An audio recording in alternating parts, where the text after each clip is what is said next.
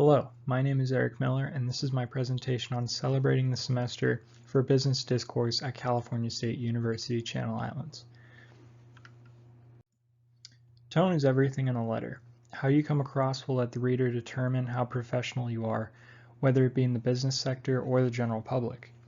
Whatever the content of what we say is, our tone is what expresses how we feel when we say it.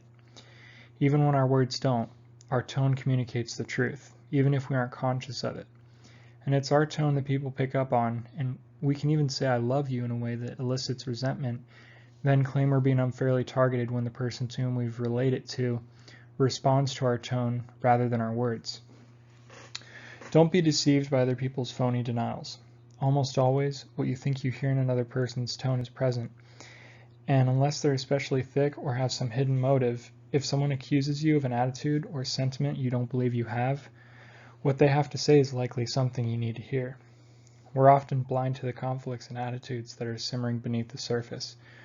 Rather than blaming or criticizing others when they respond adversely or in ways we don't want or expect, we might consider how our tone, and thus our underlying feelings at the time, may have produced the reaction we got.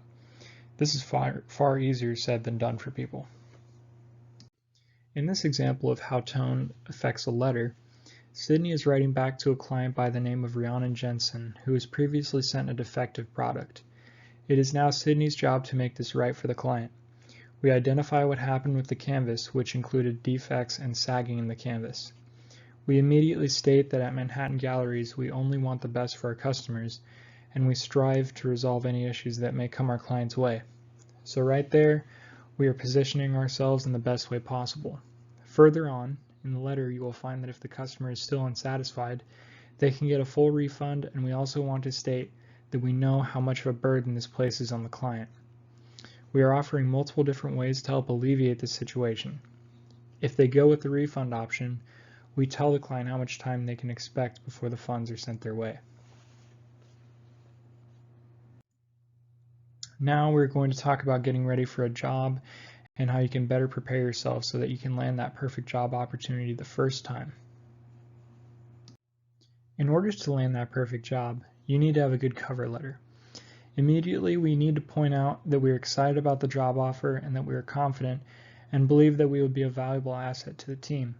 This is because we have experience in production assembly in this specific case, and we have the experience in building computers. Okay, great. So now that employer knows you are excited about the job offering and you're confident and you have some experience. In the second paragraph, now you're going to go a little more in depth of the job experience you have.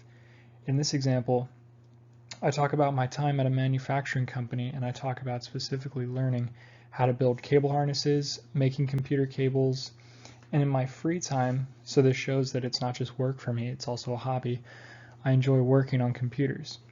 So the employer now has a sense that I would enjoy this job and be good at it. Now in the next paragraph, we want to start talking about how we would connect well with the job, not just the experience, but with the skills we've learned in the past as well. In the last paragraph, we want to restate that we look forward to the position and that we're willing to talk at a later convenience.